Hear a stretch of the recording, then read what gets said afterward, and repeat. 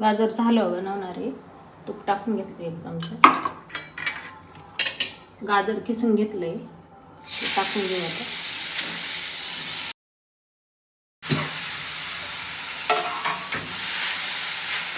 परतवून घ्यायचं चांगलं.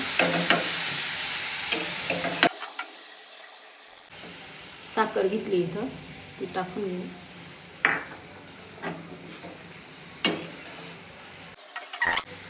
त्याच्यात परतवून घेऊ चांगलं.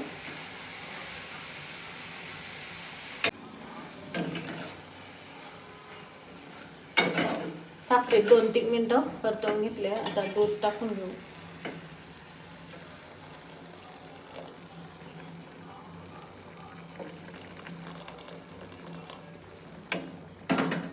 काजू बदाम बारीक करून घेतले, ते टाकून घेऊ. परत आपण 5-1 मिनिटं शिजवून घेऊ चांगलं. दूध टाकल्यानंतर मी 5 ते 7 मिनिटं चांगलं शिजवून घेतलंय.